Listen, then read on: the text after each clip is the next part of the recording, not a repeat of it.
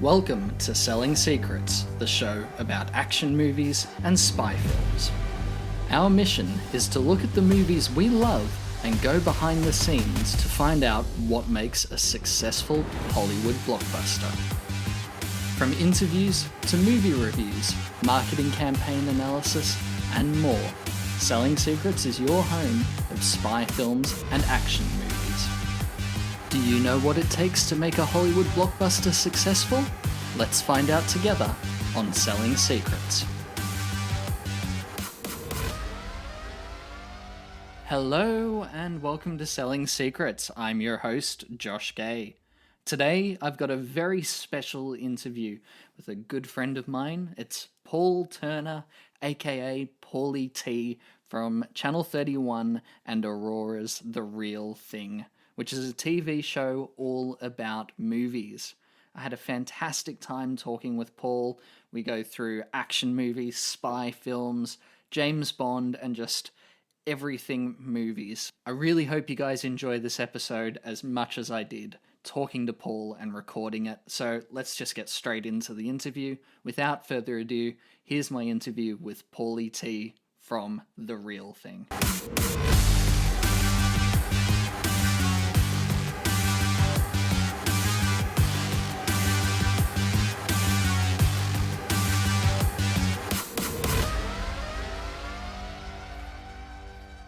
Hello and welcome to Selling Secrets. I'm your host, Josh Gay. Joining me today is a fellow Australian. It's nice to have someone here who's on my time zone, let alone not in another state, but actually lives several suburbs away from me. My guest today is Paul Turner, aka Pauly T. Paul's the host of The Real Thing on Channel 31, which is a TV show all about movies.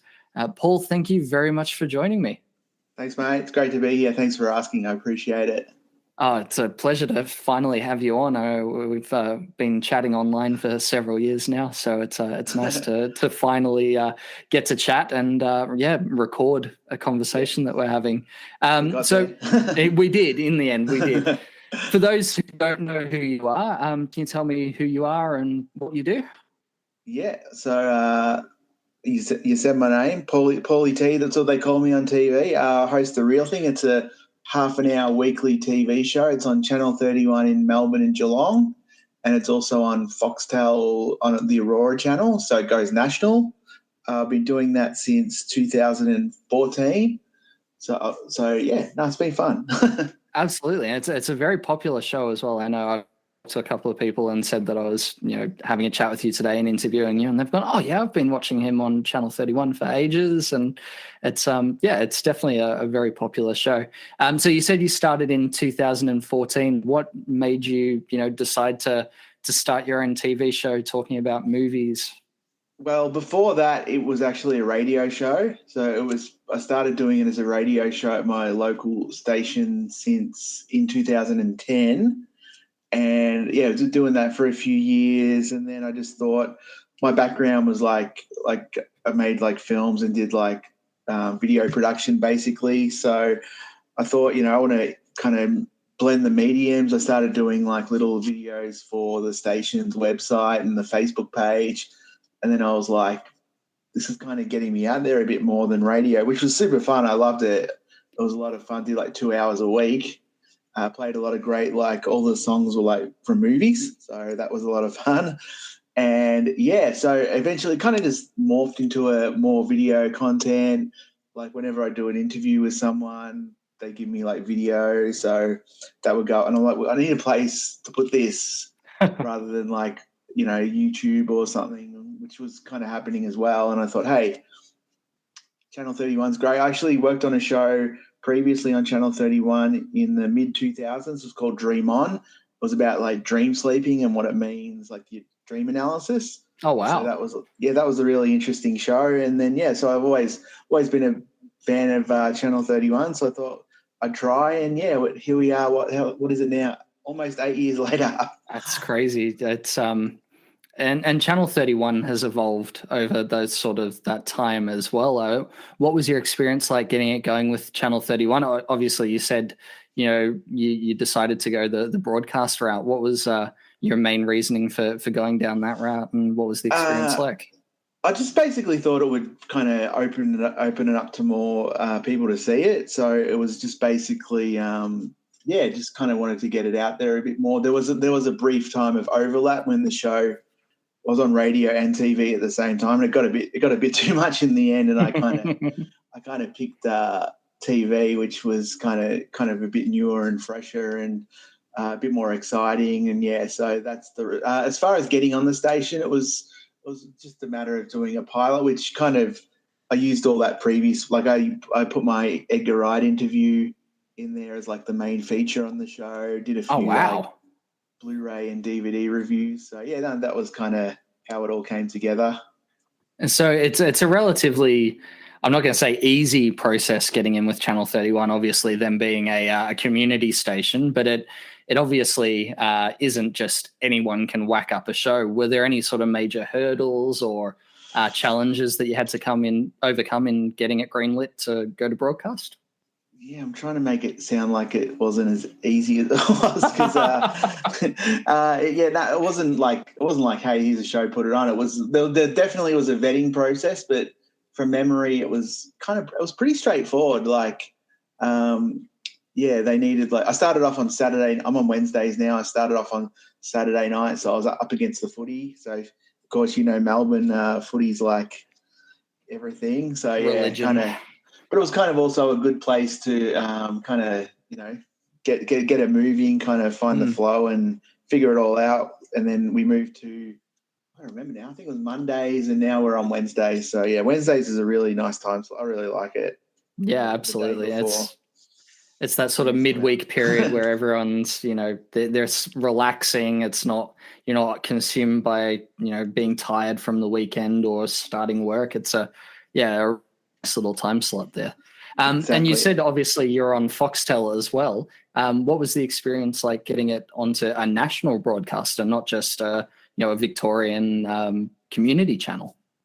That was they're awesome at Aurora. They're really nice people. They really have a good sense of as do Channel 31 of community and getting great content on there. So no, they were really cool as well. Very, very welcoming, and I think they'd seen the show or heard about it, and then they knew what it was and were definitely interested. I think it plays on there about 5 or 6 times a week. So It's pretty it's I get random people saying I watched an episode and it was from a year or two ago. So they occasionally put up older episodes as well. So it's great. Yeah, I love Foxtel's Aurora. They're really cool people. So again, I don't want to say it was super easy, but they definitely if I was going to give advice on people how to do it, just make your content as kind of professional looking as you can, and I think gives you a definite step up when you're going for anything really. So, absolutely, I totally agree with that. Unless it's coming to social media posts, where I always say, the crappier it looks, the better. I think for when you're wanting to put out any sort of long form content, it's got to look professional. It's got to sound good. So that's definitely something I totally agree with. And that takes me into sort of the next question I had for you. How's the show, I guess, evolved over the years? Obviously, you started coming from the radio background and sort of the earlier days of TV. Can you tell me what it's been like over the last 8 years and sort of where you've come from and where it's at now? Yeah, for sure. So when it started, I actually had a co-host and kind of ended up with a few different co-hosts, and then I ended up with my friend Emma, who she is an actor, I should say, and then she was co-hosting for the first couple of seasons. Then she went and had her first baby, and kind of mum life took over. But we're always talking about the reunion, it's going to happen one day. I'd love to reunite with her. So basically that happened. I don't remember now. And then I was what am I going to do? Basically, the thought of hosting this show by myself never entered my mind. It was always a kind of a talk to someone while we're both on air, have a discussion basically. And then just one day I'm I'll give it a go. I remember I was filming at United Cinemas in Craigieburn, and I got a few of the staff to like do the intro with me, and they're like, I was going to say costumes. What are they called? Uniforms, uniforms, and then they did the intros and outros. That was pretty fun. And I'm like, well, I'll have a shot at doing this by myself. And every week it got a bit easier and kind of changed the format as far as just talking to camera. And I still have like co-hosts still, but like I don't know. It's just that's how it's pretty much evolved. As kind of, I think I've evolved a bit with it, if that makes sense. You're more confident as a singular presenter as well. You're not having to rely on that other person to bounce off. Exactly. Very nice. It's been interesting for sure. Well, I mean, obviously you've been doing it for 8 years now, and what's the experience like? Hosting a popular show. What are some of sort of your highlights that you've had over that period? Definitely. Just like at the start, it was great. Like collaborating with people, and it still is. Like Donna DeMeo from Gold FM. She's on the show regularly. She's on this week again, like doing reviews. Every Christmas, I do my Christmas segment. Last year, we gave away some great prizes as well, and every week I try my best to have a co-host for that because we just talk about like cool Christmas ideas for like film fans like us and all that kind of stuff. Last year's major prize was like a signed picture from Andrew Garfield, who was Spider-Man, of course. Yeah, and had a restaurant voucher with that. The guy who won it didn't even know he won it till it arrived in his his letterbox. He sent me, and he got it on his birthday. He got it on his 60th birthday. He was like, "Oh, this is the best present ever." That's the kind of stuff I love. Like, that's why I always do like ticket giveaways, and I love like bringing the people who watch into the fold and seeing them enter competitions and then them getting prizes and like randomly finding out when it's in their letterbox. That's always, I find that stuff kind of entertaining. Absolutely. Obviously, I know you're very community minded, and not only have been on a community TV station, but also you host live events as well with the community. You do trivia nights. How's that experience been, and sort of having been a host of those, and engaging with the community on that side? Again, that's the thing. Like, probably 10 years ago, I never would have thought I'd do. It came out of kind of a necessity of needing work and kind of, again, something I enjoy doing and still enjoy doing today. I do 2 shows a week now, one in Diamond Creek and one in Burwood. And it's super fun. You always like have like cool people who come like weekly, and we've got like great people who come every Burwood's. Like there's some great regulars. So it's really fun. Oh, very nice. Well, look, obviously this show, we mainly talk about action movies and spy films, and I know you're a massive James Bond fan. So I wanted to get your... As are you. Yes, yeah. I mean, that's how we met, right? Through we've had some great chats. Definitely, through the Station A chat that James Roberts from James Bond Down Under started. Give a shout out to the Station A boys. Definitely. Those guys are fantastic, and we definitely have some great chats. It gets heated sometimes, but it's all in good fun. Yeah, for sure. Absolutely. About talking Bond, what were your impressions of the latest film, No Time to Die? Okay, let's go back a few months before. And delay. Let's talk about delays. Yeah.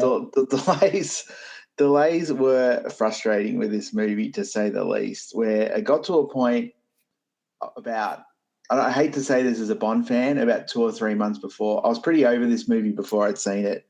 Yep, tell me about it. Yeah, I was just like, let's just get this over with and move on to the next Bond. Like, let's find it, whether it's Hardy, Fassbender, whoever it's going to be. Let's just get there. Let's get to Bond 60, get the reveal. I'm like, this is getting ridiculous now. I think we'd had like, what do we have, 2.5 years since the first trailer or whatever?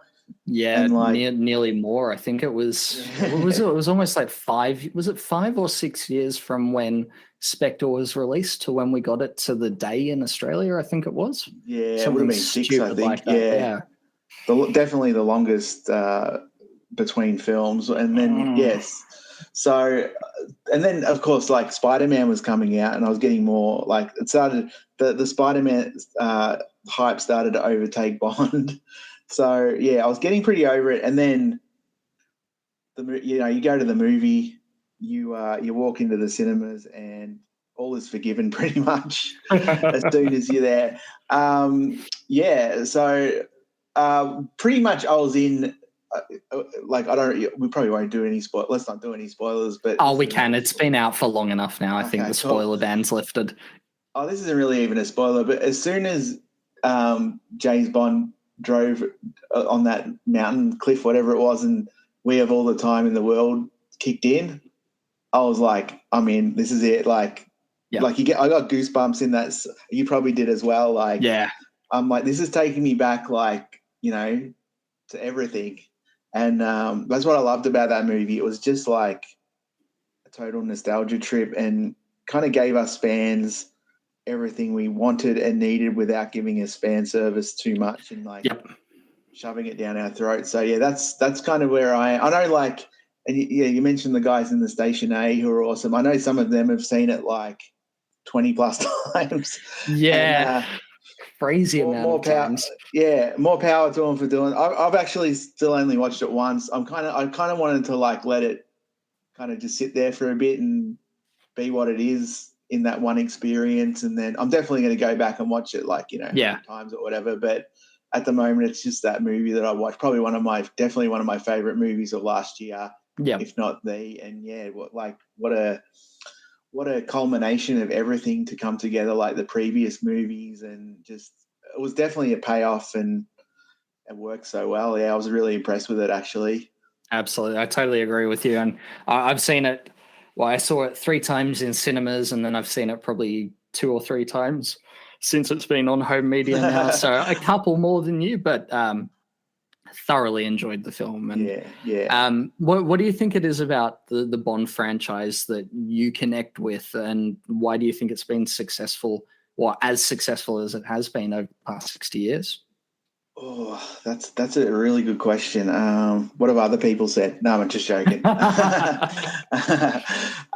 think it's just something like, I think there's like a bit of like, I know it goes back to the whole kind of men want to be him, women want it kind of thing. Like I guess it's a bit of a fantasy of all guys to be like that kind of person, just so strong and confident, and always coming out on top and getting the girl, and just being that kind of hero. And it's like suave, like British, he's suave, obviously. It's kind of, it just brings together all the kind of alpha male traits of just if people want to be, I guess. Yeah, I totally get that.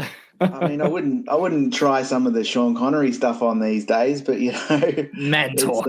Yeah, exactly. But like, I grew up, I think, like, who you grow up with is your Bond kind of. Like, I grew up with Roger Moore as my Bond, and I didn't see a Sean Connery one until I was probably in my teens. And then, of course, then Timothy Dalton came along, which I thought was pretty cool how serious he got. And then we had that giant break where I was just watching them all as like reruns in the early 90s. And then like GoldenEye came along, and that was a bit of a game changer as far as the franchise and how it all came together. So that was a big one for me. My dad actually took me to the Melbourne premiere of GoldenEye because his work sponsored it. So wow. Yeah, I remember that. It was like a big deal. So I was like, absolutely. What was that experience like? That would have been phenomenal. I just remember standing in a foyer with a lot of adults, and they were all drinking beer.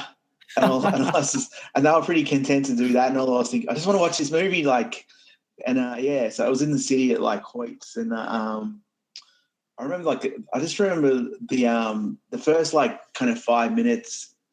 I think it was still on film in those days, and it was a little bit fuzzy, or the audio was and then it came good in the end. But I just remember like thinking, I hope it's not like this whole movie. And then in the end, it got better. And it's just like one of those experience. Kind of still remember to this day like how awesome it was going to that. And I think I got some sort of souvenir-y brochure or something that I don't have anymore. So oh no, what are you doing?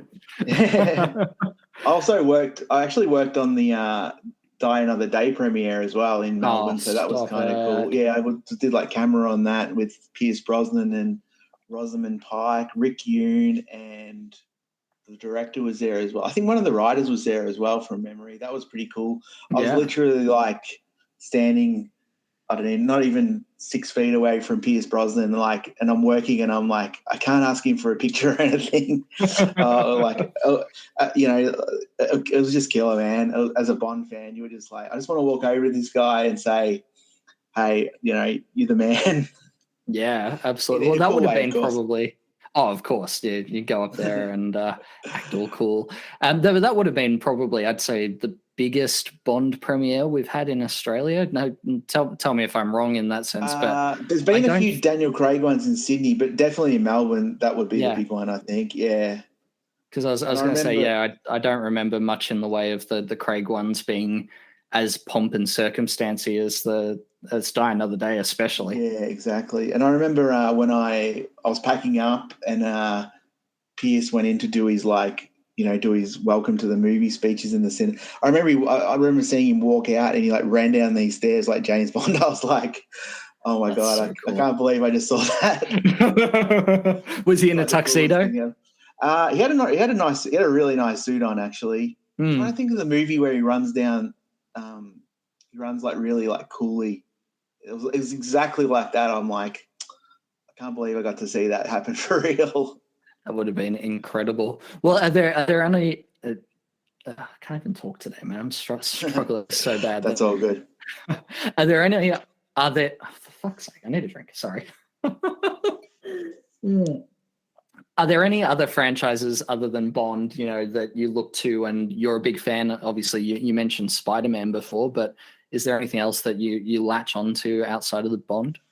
I'm definitely on the Marvel ride. I'm loving that at the moment. So, yeah, definitely check all that out. You got to, if you watch Bond now, you're definitely watching the Mission Impossible movies, especially the last one, the way they shot all the stunts practically. I mean, I just watched that movie and you're kind of in awe of everything they did in camera. It's just, oh God, yeah. It's a pretty amazing. Yeah, I'm all in on the next one. My friend actually got to watch a little bit of it the other day. Yeah. Behind the scenes, a clip from Paramount, and was like, I'm not even sure if we're supposed to be talking about this. I think Paramount did something for their distributors. They did a day. She said she watched. He or she said she watched, I won't give any identities away, said they watched I think they watched the first 10 minutes of Top Gun, a featurette on the motorbike stunt in Mission, and she's just like, oh, I've totally got a new respect for Tom Cruise now, for everything he does. So, yeah, no, he's an impressive guy with his movie making, that's for sure. He might be a madman in real life, but he's definitely committed to the filmmaking process and his art. Yeah. I mean, fact that he learnt to not only fly a helicopter, but stunt fly a helicopter whilst acting for Mission Impossible. I think that was just commitment. There's no other way to say it. You can literally say that about 20 things he's done in the last 10 years, from holding onto the side of the plane in the fifth one to the jump, the halo jump. It's just the underwater underwater breathing. It's just this guy just goes above and beyond for his audience, and I think that people are really appreciating it, which is kind of satisfying. Well, and there's something so tangible about what he does. Obviously, with the underwater one and the halo jump, there were bits of CGI that they tied in with that, but it still feels real. It doesn't feel like they're just standing on a green screen with some wires attached to them and posing. It's, there's a bit of, danger to what he's doing. Oh, for sure. You look at the plane, the intro scene with the plane in 5, and you think about something like Uncharted, your brain and your eye knows the difference. Yeah, absolutely. You trick the eye, but you can't trick your brain. I totally get that. And well, speaking Uncharted, what did you think of the new Uncharted film with Tom Holland and Mark Wahlberg? The biggest thing I liked about it was their chemistry. I thought they were so good together. I thought you didn't even need the kind of love interest female lead. You could have just had them as like a buddy comedy for like 2 hours, and that would have paid off eventually, as it did through the whole movie. The kind of, it was good they did actually go to some locations. Yeah. They did actually shoot to some places. I could have used a little bit more of that and a little less CGI. The middle scene with the underground cave went on a little bit too long. Yeah. But other than that, maybe a little bit better story. And it's got potential, that franchise, that's for sure. Have you played any of the games? No, I'm not a huge gamer. So I was telling my friend the other day, I've only ever completed 2 games, and one of them was GoldenEye. Wow. So yeah. Naturally, of course, was the other The World Is Not Enough? No, it was I was trying to remember Shadows of the Empire, the Star Wars game. Oh, on Nintendo. That's an absolute. I loved that game. Well, speaking Uncharted, myself, I've played all the games on PlayStation throughout the years, and one thing that I've found, especially when it comes to video games, is they're trying to emulate something, especially with the Uncharted franchise. At least those games are so cinematic. Their characters, the story are already so rich, and then you try and transpose that to screen, and it just feels, I wouldn't say it feels hollow, but there's something missing from the big studio video game movies, that they're missing an element, I think, that makes the games so special. And whilst I loved Tom Holland and Mark Wahlberg together, if it had have been called anything other than Uncharted, I think I would have been happy. Yeah, for sure. And that's purely coming from my love of the original characters from the games. I think they're so well fleshed out, and the acting in those games is just incredible. If you ever get a chance, just watch some of the cutscenes online. Yeah, I'll check it out. Incredible. And what are your thoughts in general of sort of action movies, say, over the last 10 years? As someone who's been critiquing movies from your show for some time now, what do you think actually makes a successful action or spy film or franchise in general? I think it's first and foremost a good story. I think you need to have a good story. You can have all the bells and whistles of giant action set pieces and all that kind of stuff, but if the story's not there, it's just then I'd probably look at something like Mission Impossible Fallout as or even No Time to Die as kind of probably 2 of the better spy movies of the last decade, if even not the last 20 years, as far as, Fallout, the stunts were all practical. There was minimal, if no, CGI. It had a great story that had good comedy elements as well, but it could go to these dark, sinister places as it would in the world. Yeah, I can't really almost can't really fault that movie. Good characters. Fallout's, I think, one of the best action films of all time. Not just the last 10 years. It's the way that film was made was incredible. But it seems to be only people like us who are talking about. It kind of doesn't get talked about as much in that kind of in the bigger conversation where it should be. I think hopefully it'll get there over time. I was going to say, is that because we've had just no James Bond films, so we're as fans latching on to anything else that's of a really high quality? yeah. And that could be another thing. We've been. Hopefully, there's not another 6-year wait. No, 60 years. Yeah. Yeah, I think we'll overturn some tables or something. We are reading the not Amazon, not MGM anymore, but now it's Amazon will be head offices and demanding a film. Exactly. But compare, say, the Bond franchise and Marvel, which has been just the explosive, I think is the best way to describe it, in the way that they have gone from, the trivial little movies in the early 2000s to now, the biggest franchise in the world. And whilst Bond is, the longest running franchise, I think Marvel has just cornered the market so well. What is it about, say, the Marvel films versus the Bond films that you think Marvel does really well compared to say what Bond is doing? That's a good question. I don't think either of them are doing. I don't think Bond's doing anything bad. I think it's just like they get caught up in a lot of circumstance, like lawsuits and like delays and writer strikes and what else? The pandemic, of course, was the big. Like we should have seen this movie 2 years ago, and we'd almost be sitting on another Bond film, I reckon, now if there wasn't a pandemic. Marvel just kind of have a bit of lightning in the bottle as far as that they know how to make their characters good. Like even starting off with that first Iron Man film, Jon Favreau was like genius idea for director. He wanted Robert Downey Jr. It was kind of a flow-on effect. Like look at the Marvel films that came before it, like Fantastic Four and all those Fox ones. Yes, some of those didn't work, obviously.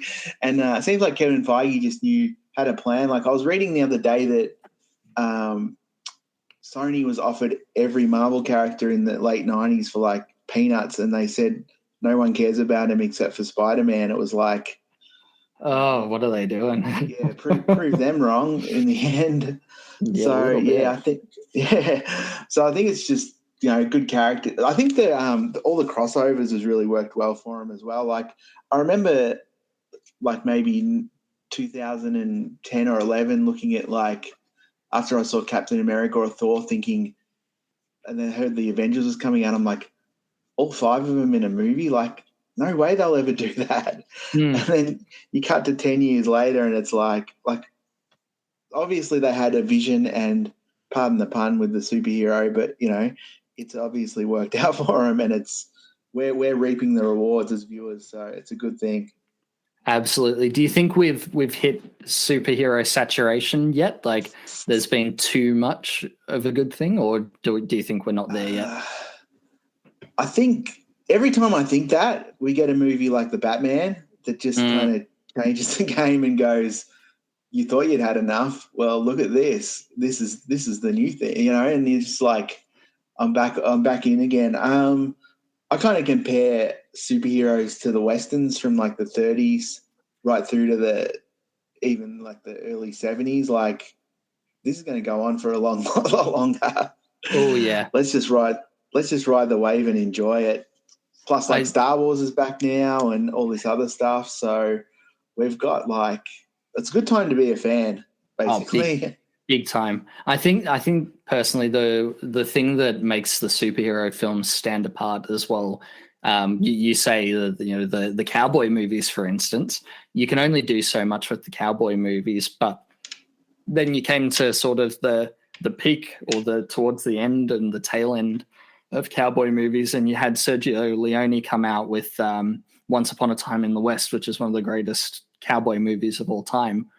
Exactly. But then you can only do so much with cowboy movies as well, whereas superheroes, you say the Batman, like you can constantly retell the superhero story in a new genre. It doesn't have to just be the rock'em sock'em CGI movies that Marvel might be better known for. Whereas, DC, how many Batman movies have we had since the Tim Burton one? Each of them is in a different genre on its own, and there's just infinite ways of being able to tell that story, right? Oh, exactly. And like if they didn't delay The Flash in November to next year, we would have had 3 Batmans on the big screen this year. It would have been like, yeah, and that obviously there's room for them, so. It's all good. More extended universes, the better, right? Yeah, absolutely. And why can't they do that with James Bond? Like, I would assume that's something Amazon's going to push for because they'll want to get their investment back. Well, yeah. How do you think that's going to change the landscape of film moving forward? That's huge, right? Yeah, I mean, like it depends how they're thinking about it. If they're thinking about it as a catalog thing, then they've got a decent catalog now. They're more than a decent catalog that the films they own, which they could just, I don't know if other streaming services have the rights to them at the moment. As soon as that's up, they'll all be on Amazon for like life, obviously.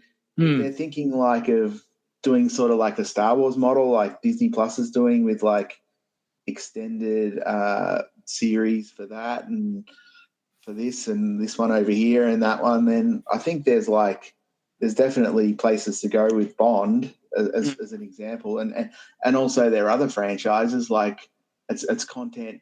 People love content that they know about. Like it's a hard sell of an original story these days. It seems you very rarely get them. So yeah, definitely. If they're thinking like as far as content goes, like they did such a great job with Jack Reacher. I don't know if you watched that. Oh, that was so good. Yeah, absolutely. Like they nailed the character. They had a great story. That guy was great. He was awesome. So yeah, if they're thinking like that for something like James Bond, then I don't know. I reckon that if we've got 3 Batmans, we could have a James Bond series and still have James Bond in the cinemas.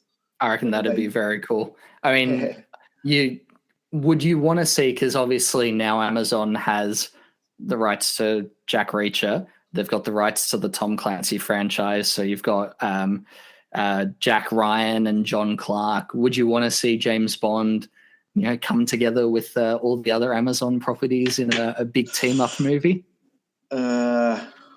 Let's just straight up say no. I thought I'd throw that out there. Yeah, no, for sure. I think it's just Bond's so cool. By even like the end of Spectre, when they were becoming a bit of a team, I was like, he's kind of a lone wolf. You know what I mean? Like, yeah, big time. I kind of want to see him do his own thing and be his own man, and just that's the cool thing about Bond. He gets it all done by himself or with a girl next to him in a martini. But usually.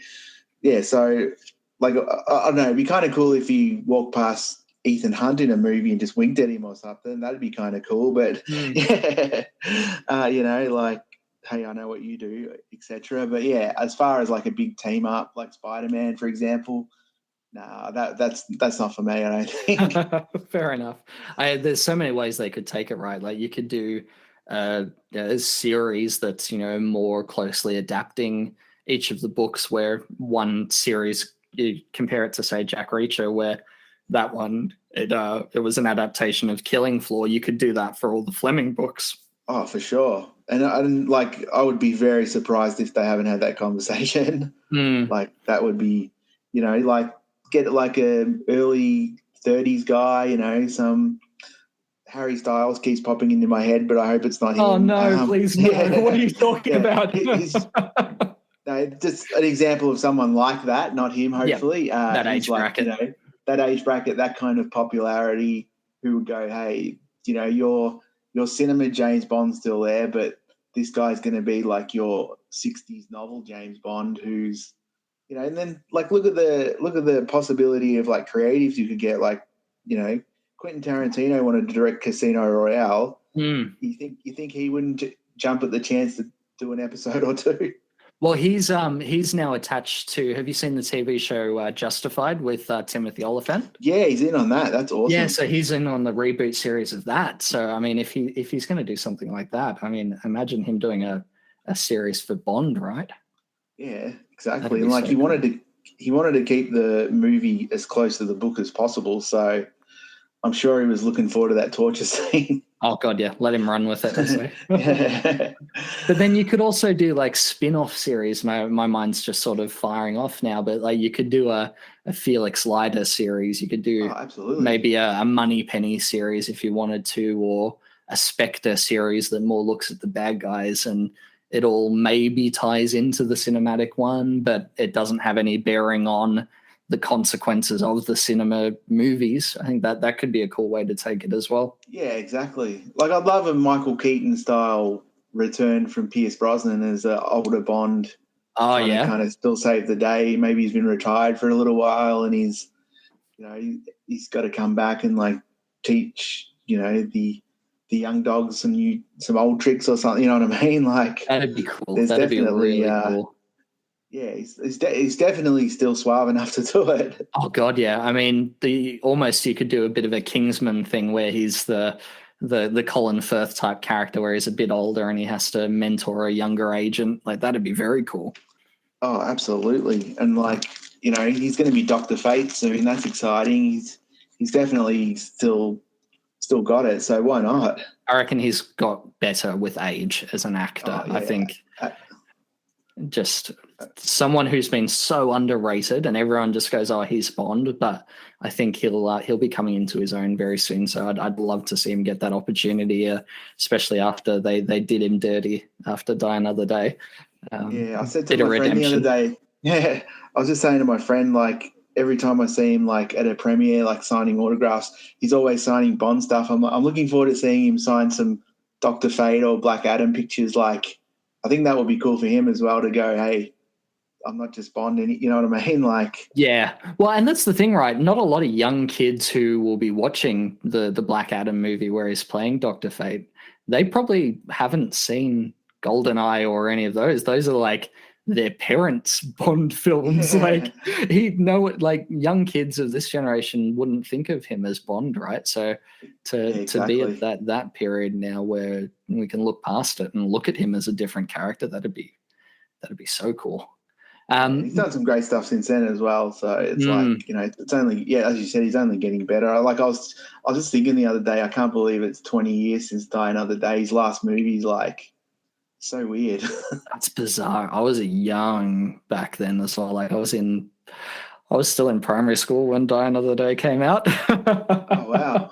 Yeah. I mean, and it was a fluke for me to get to see that in cinemas as well. I don't know if I've told the story on here, but basically went to a cinema near my grandparents' place in Ocean Grove. And this is back when they were still projecting on film. So went to go and see one of the Harry Potter films that were out at the time with my dad, and they burnt the reel of film. So we had to leave the movie sort of 20 minutes into the Harry Potter film. So they're like, look, here's some free tickets as a bit of a sorry for this happening. But unfortunately, we can't show Harry Potter because we've burnt our only reel of it until the distributors send it. So the only other film that was sort of really showing at the time was Bond. And I was a massive Bond fan, and all the PG ones were the only ones I was allowed to watch. And then I turned to my dad and I was like, can we see Bond? Can we see Bond? Can we see Bond? And went back to my grandparents' place where we were staying on holiday, and he talked it over with Mum and said, all right, we're going to let you see it. It's M-rated, but we think it's time that you can come and see it. And so that was a very, very special experience for me, but a bit of a flick. It's not like, I was just trying to think if that's not too violent. And I guess when the chandelier falls and stuff. No, but I think that's the only, other than maybe the torture, but even the torture stuff so stylized with the music video over the top. It's it's not hyper violent like something like, say, John Wick or some of the more recent Bond films. I don't think they would have taken me if I was the same age to Quantum or something like that, which is a lot more violent. It's probably more to do with the love scene, if anything else. Potentially, yeah. That's probably why it had the M rating, right? The eating figs, that was such a bizarre film. I'm a Die Another Day defender. I do have a special place for that film in my heart. I think it's like, a few little edits here and there, and it could be a really decent, like, it's not bad. Like, is any Bond film really bad? I don't think so. Well, what's the thing that David Zaritsky from the Bond Experience says about James Bond films? Even though they're bad, they're still enjoyable for fans. Like there's something about it. You can't hate it, no matter how bad the film might be. You go back to it, right? Oh, for sure. Well, I'd love to ask you, as someone who's been a critic and has been so heavily involved with the film industry for the better part of the last decade now, what are some of action movies and spy films other than James Bond and Mission Impossible, because we've talked about those so heavily? What are some other action movies or spy films that you'd recommend people check out? Ooh, good question. As far as action movies go, I was trying to think. Give me 1 second. One of the best action movies I've seen in the last, two of them. One's a spy movie. The first one's probably Atomic Blonde with Charlize Theron. I love that movie. You got your Cold War action. You've got your I think it was Berlin, wasn't it? Berlin. Yeah. You got all that kind of really in the thick of it. Cold War. You got your 80s music. You got some quality action, some fight scenes. Like, I love that film. I thought it was so well done. Baby Driver was really good. The Edgar Wright movie that had some great action in it. That was very funny as well. What else? I could default to something like The Kingsman, but we've kind of already talked about that as well. Yeah, I'd probably say those two, and then you kind of, you get into the Dark Knights and all that kind of stuff, but we'll steer clear of superheroes. Anything with kind of a bit of originality, and I really enjoyed that Gunpowder Milkshake that came out I still haven't seen that yet. It wasn't the best movie, but it was pretty entertaining, kind of a good idea that kind of came out of nowhere. Well, I didn't know about it anyway. I'm not sure if it's a comic or anything like that, but if it is, it never crossed my path. So, I kind of really enjoyed that movie. Anything with Michelle Yeoh in it doing action is definitely entertaining. Definitely. I mean, would she be in her 60s now, right? Even then, she can still kick ass. Yeah. No, you should wait till you see this movie. You'll thoroughly enjoy her in that. That's for sure. She still packs a punch. Nice. I'll hunt down a streaming copy of that to watch. Awesome. Well, Paul, thank you very much for coming on again. It's been an absolute blast. Fun. Yeah, definitely. I've had an absolute blast, and we should definitely do this again soon. But before we go, a question I like to ask all of my guests who do come on is, are there any creators online or in the broadcast world who you'd like to shine a light on that you think people would get some value out of following? Well, that's a good question. YouTube-wise, I watch a lot of Harold Balder. I don't know if you know him. He's a travel blogger. Okay. He's pretty out there. He's got a few views that I don't necessarily agree with, but he's very entertaining, very funny guy. I watch a lot of his stuff.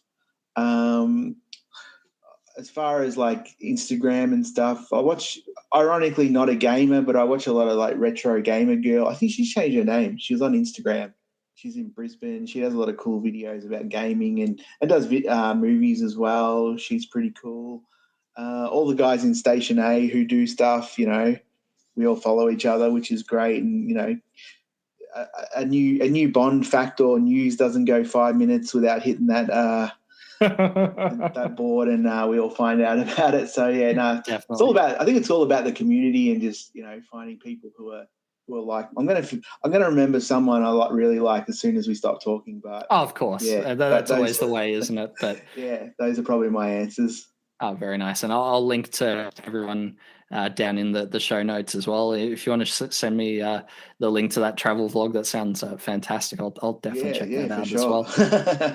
And speaking of where we can find people online, and where can we follow yourself and The Real Thing, and when's the show broadcast so people can check it out? We are on. So the first play is 7:30 Wednesday nights. It's also streaming on the Channel 31 website, so you can watch it streaming, which is pretty cool. Then it's on at 9 o'clock on Aurora. They've also got streaming now online, so that's cool as well. They've put me right after a half an hour of infomercials, so that's always a good lead in. And then there's kind of, as I said, there's about 5 or 6 replays during the week on Foxtel and where can we find you online to follow what you do?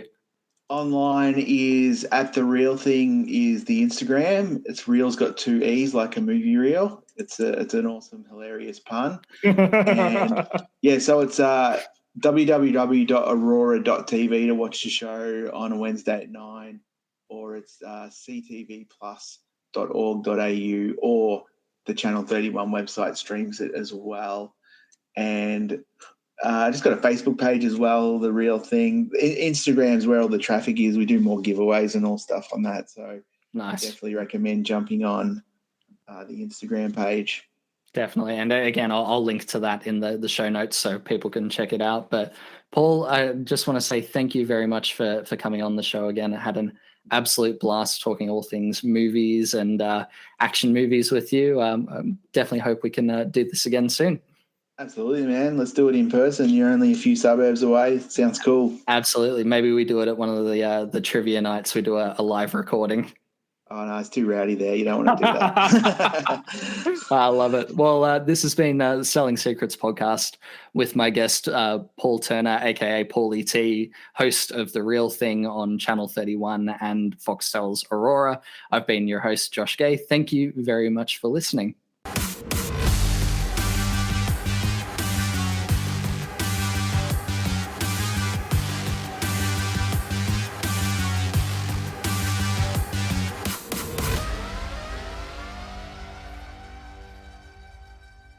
So that was my interview with Pauly T from The Real Thing. What a fantastic time I had talking with Paul, going through all the movies that we both love. Just want to say a massive thank you to him for coming on the show again. And if you want to check out Paul's content, make sure you watch the show on either Channel 31 here in Melbourne and Victoria, or on Aurora if you're elsewhere in Australia. And please make sure to follow him online as well. And if you want to follow Selling Secrets, you can find us on Instagram at Selling Secrets Pod. And if you'd like to follow me, your host, Josh Gay, you can find me on Instagram at 007Oz. You can also find the podcast on Facebook if you just search in Selling Secrets Podcast. Until next time, thank you very much again for listening. I've been your host, Josh Gay, and I look forward to speaking with you on the next episode of Selling Secrets.